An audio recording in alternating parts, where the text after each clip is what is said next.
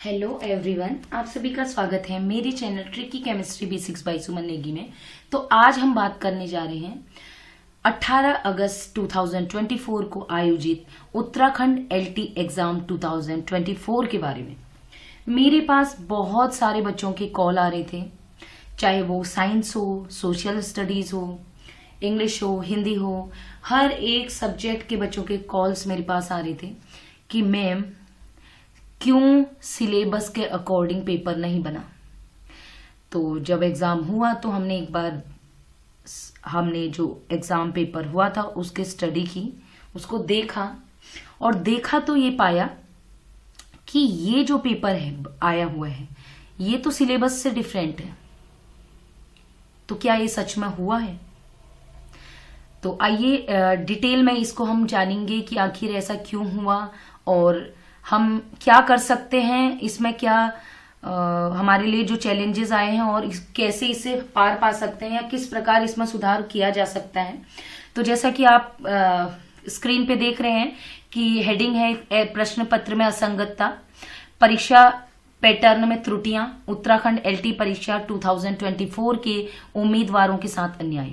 वास्तव में ये जो हेडिंग है ये बिल्कुल सुटेबल है, बिल्कुल सही है उन सभी बच्चों के लिए जिन्होंने आज ही नहीं, मार्च में 14 मार्च 2024 को हमारा एक नया सिलेबस आया था, लेकिन उससे पहले भी एक साल से बच्चे तैयारी कर रहे थे। 2020 के बाद एक बार एग्जाम हुआ, उसके बाद से बच्चे लगातार तैयारी कर रहे हैं कि वो उनको एलटी क्वालिफाई करना है।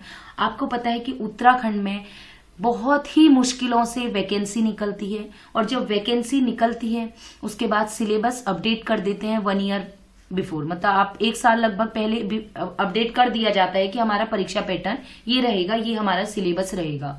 लेकिन अगर आप सोचिए कि आपको अचानक 14 मार्च को पता चलता है, आप एक साल से तैयारी कर रहे थे और अचानक 14 मार्च 2024 को आपको पता चल रहा है कि 18 अगस्त 2024 का आपको एग्जाम होगा और सिलेबस पूरा बदल दिया है, तो क्या ये स्टूडेंट्स के साथ अन्याय नहीं है? बिल्कुल अन्याय है। बिल्कुल आप पैटर्न बदल सकते हैं, आयोग को पूरा अधिकार है, विभाग को पूरा अधिकार है, लेकिन क्या छात्रों को जो उसके उम्मीदवार हैं, जो एलटी एस्पिरेंट है, क्या उनका अधिकार नहीं है कि उनको पूर्व में इसको सूचना मिलनी चाहिए थी इस चीज की? चलिए कोई बात नहीं, आपने आयोग ने पैटर्न बदला, वो हम मानते हैं। तो क्या पैटर्न बदला? क्या सिलेबस एलटी के लिए, जो हमारे उत्तराखंड एलटी असिस्टेंट टीचर, जो कि हाई स्कूल टीचर बनने के लिए होता है योग्यता, क्या उसके अकॉर्डिंग सिलेबस सही था? मैंने जब सिलेबस देखा, मैं तब भी मैंने बच्चों से बात की थी, स्टूडेंट से बात की थी कि इस सिलेबस का विरोध होना चाहिए।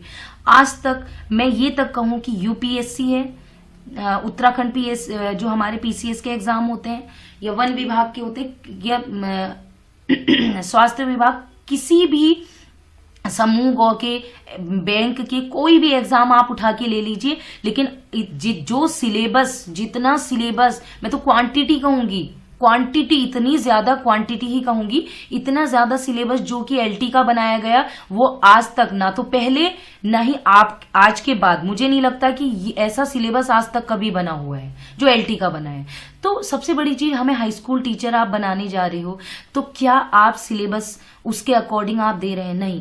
सिलेबस को अगर हम ध्यान से देखेंगे, हमने देखा तो सिलेबस, जब मैंने पूरा सिलेबस उसको अच्छे से स्टडी की, तो वो सिलेबस हमारा था BA first year, BSc first year, अगर मैं साइंस की बात करूं, BSc first year, second year, third years की आप बुक्स उठा के देखिए, उसमें जो सिलेबस दिया है बिल्कुल डिट्टो वही सिलेबस उठा के इन्होंने एलटी के सिलेबस में कोई चेंज, एक शब्द इधर से उधर नहीं था। मैं तो यही शॉक्ड थी कि सिलेबस कैसे बना, पूरा का पूरा सिलेबस डिट्टो वही छापा है। बीएड के पेपर उठाइए आप, बीएड का syllabus first second third fourth semester का आप एक बार उसका करिकुलम उठाइए, तो जब आप उसका सिलेबस देखेंगे तो उसमें भी आप पाएंगे कि वहां से पूरा उठा के आपको एलटी का सिलेबस वहां से उठा के पूरा का पूरा डाल दिया गया है, बिना कोई फेरबदल किए।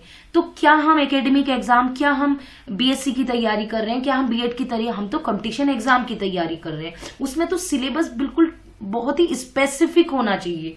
लेकिन चलिए ठीक है, बच्चों ने इस अन्याय को भी सह लिया। चलो आप लोगों ने 10 पेज का सिलेबस दिया है 20 पेज का दिया था, 30 पेज का सिलेबस दिया था। बच्चों ने कहा कोई बात नहीं, हम तैयारी करेंगे, मेहनती हैं हम, मेहनत करेंगे। बच्चों ने मात्र 5 महीने में 14 मार्च 2024 को फॉर्म आया था और 18 अगस्त 2024 को बच्चों ने एग्जाम दिया।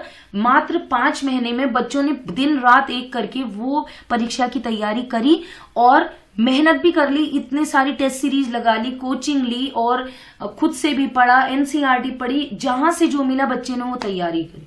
लेकिन इतनी सारी तैयारी करने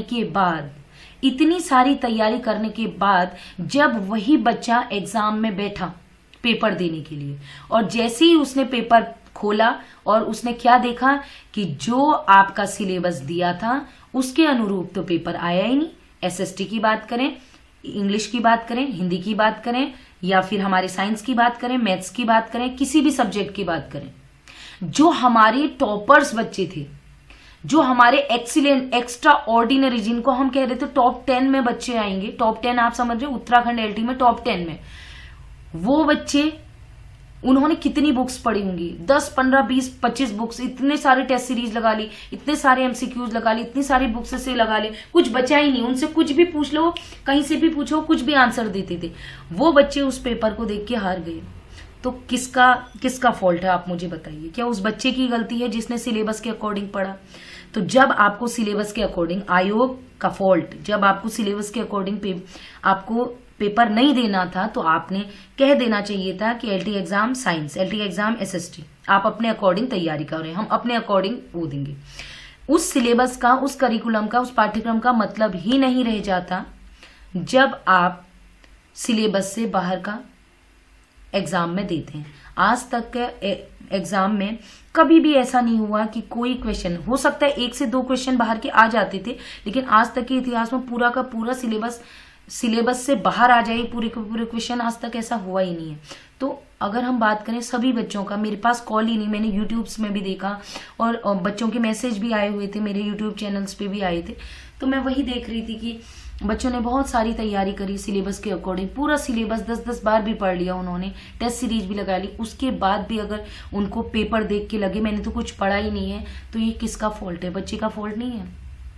अचानक अगर आप सिलेबस के अकॉर्डिंग पेपर नहीं दे रहे, अचानक आप सिलेबस बदलते हैं, उसके बाद भी बच्चे दिन रात झोंक के तैयारी मेहनत करके पढ़ते हैं, उसके बाद अगर उनके साथ ये अन्याय होता है कि उनका पूरा का पूरा पैटर्न बदल दिया जाता है, पैटर्न पे भी मैं बात करूंगी, पूरा पैटर्न बदल दिया जाता है, परीक्षा का पैटर्न, क्वेश्चन सारे असंगत आते हैं, आउट ऑफ सिलेबस आते हैं, सिलेबस से बाहर, तो ये तो सीधे सीधे उम्मीदवारों के साथ, जो हमारे एलटी एस्पिरेंट है उनके साथ अन्याय हुआ है। तो बच्चा क्या है, इससे क्या होगा, बच्चे का तो मनोबल टूट जाएगा, ये तो गलत हुआ है बच्चों के साथ। तो हमें जरूर, हम सभी ने, मतलब मैं तो ये कहूंगी जो भी बच्चे इस वीडियो को देख रहे हैं उन सभी से मैं निवेदन करूंगी, पहली बात तो आप इसको शेयर कर दीजिए वीडियो को। इसके अलावा मैं आप सभी से रिक्वेस्ट करूंगी कि आप अपने लिए आवाज नहीं उठाएंगे तो फ्यूचर में आप लोग हमेशा ये एक बार हुआ है, अब ये हमेशा होगा अगर आप आवाज नहीं उठाएंगे तो। इसीलिए देखिए मैं आपको थोड़ा सा दिखाना चाहूंगी, ठीक है? तो आप स्क्रीन पे देख सकते हैं, जैसा कि मैं पैटर्न की बात कर रही थी। देखिए इसमें देखिए डायग्राम आए हुए हैं, आज तक के उसमें मुझे नहीं लगता कि कभी इन्होंने डायग्राम दिए हुए हैं। पहली बात देखिए, हमें जो लगता है कि अगर आप कोई पेपर बना रहे हैं तो बच्चों को सूचित किया जाना चाहिए कि हम किस पैटर्न पे पढ़ रहे हैं। आज तक केवल टिक मार्क्स वाले क्वेश्चन ही रहते थे, कोई डायग्राम, और क्योंकि अगर आप ऐसा कर रहे हैं तो बच्चों को सूचित कीजिए कि भाई जो हमारे एग्जाम में पेपर क्वेश्चन आएंगे वो हमारे डायग्राम बेस्ड भी होंगे। तो पैटर्न बच्चों को पता होना चाहिए। असर्शन रीजन है, ठीक है, इंडिया का मैप आ रहा है तो वो सूचित किया जाना बहुत जरूरी है। जैसे हम लोगों को एकेडमिक एग्जाम में पता रहता है कि क्या क्या चीजें हैं, हर बार एक ही तरीके का पैटर्न रहता है, तो बच्चे उस हिसाब से तैयारी करते हैं। बच्चा क्या पढ़ेगा जब सिलेबस से बाहर आएगा? इसमें देखिए ये साइंस का ही पेपर मैंने उठाया हुआ है, आप देख सकते हैं। देखिए इसमें पूरा का पूरा इंडिया का मैप दिया हुआ है। अब आप सोचिए कि बच्चे मैप पढ़ने बैठे हुए हैं यहाँ पर, ये देखिए पूरे डायग्राम आए, मतलब आप अनएक्सपेक्टेड, आपको देख के लग रहा होगा ये जैसे हम रीजनिंग कर रहे हैं, ये रीजनिंग नहीं है, ये साइंस है, सब्जेक्ट है ये तो आप देख सकते हैं। तो इसीलिए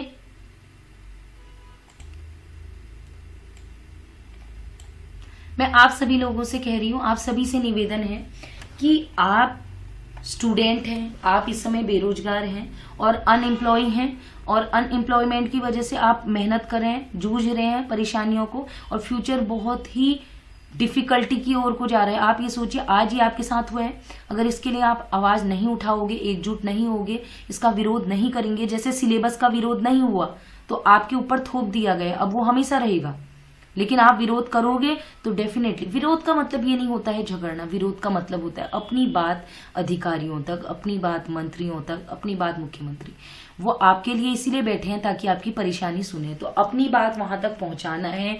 तो इसके लिए मैंने जैसे पूर्व में भी डेट चेंज करने के लिए मैंने एक लेटर बनाया हुआ था, क्योंकि बच्चों के तब भी फोन आ रहे थे कि मैम थोड़ा सा पेपर डिले हो जाता, तो देखिए बहुत सारे बच्चों के लेटर वहां तक पहुंचे तो उस पर एक्शन भी लिया गया। उसी प्रकार आज मैंने एक लेटर और बनाया हुआ है केवल बच्चों की वजह से, क्योंकि मेरे पास इतने फोन हो गए और बच्चे बहुत निराश, और वो भी वो बच्चे जो एक्स्ट्रा ऑर्डिनरी हैं, गोल्ड मेडलिस्ट हैं, गोल्ड मेडलिस्ट बच्चे भी हैं हमारे साथ, तो ऐसे बच्चों के साथ अगर ऐसा हो रहा है तो ये तो गलत है ना। और बात गोल्ड मेडलिस्ट की भी बात नहीं है, जो बच्चे ने मेहनत की है हर बच्चे के साथ गलत हुआ है। परीक्षा पैटर्न बच्चों को पता होना चाहिए, सिलेबस के अकॉर्डिंग ही पेपर आना चाहिए, और सिलेबस एप्रोप्रिएट होना चाहिए, जो हमारा एलटी के अकॉर्डिंग हो, लेक्चरर का है तो लेक्चरर के अकॉर्डिंग हो। ये नहीं कि एमएससी लेवल का आप दे रही हो, एमएससी लेवल में भी इतना डीप जा रहे हैं जैसे आप साइंटिस्ट बनने वाले हैं, इतना तो किसी का भी नहीं रहा होगा। तो मैं आपको एक बार लेटर पढ़ के बताती हूँ, इसका पीडीएफ आपको मिल जाएगा पीडीएफ में लिंक में दे दूंगी, आप डाउनलोड कर सकते हैं, वहां से आप लोग डाउनलोड कर लीजिएगा। लेकिन जितना हो सके इस वीडियो को शेयर कर दीजिएगा। शेयर इसलिए कीजिएगा क्योंकि ये वीडियो जब सब तक पहुंचेगी तभी बच्चे एक दूसरे को सर्कुलेट करेंगे, तभी बच्चे आवाज उठाएंगे। मुझे आज भी लगता है, एक फॉल्ट मुझे आज भी लगता है, मैं अपने स्टूडेंट से बात कर रही थी कि उस समय जब सिलेबस बदला था तब मैंने एक बार प्रयास किया होता, मैं अपने लिए भी कहूंगी, एक बार मैंने तब भी प्रयास किया होता कि हम चलो एकजुट होते हैं और इसका थोड़ा विरोध करते हैं कि सिलेबस थोड़ा कम किया जाए, एलटी के एप्रोप्रिएट बनाया जाए, तो आज स्थिति कुछ और होती। लेकिन कोई बात नहीं, अब हमें समझ में आ गया कि अगर हम चुप रहेंगे तो हमारे लिए अन्याय होता रहेगा, इसलिए हमें ये नहीं करना है। हमने अपनी बात पहुंचानी है, आयोग तक पहुंचानी है, शिक्षा मंत्री जी तक पहुंचानी है। तो उसके लिए एक मैं लेटर आपको दिखा रही हूँ, उसका पीडीएफ आपको मिल जाएगा, देख लीजिए मैंने क्या लैंग्वेज रखी है, बहुत अच्छी लैंग्वेज है, और अपनी पीड़ा उसमें पूरी बताई हुई है कि क्या होना चाहिए, वो भी मैंने दिखाया, आप देख सकते हैं।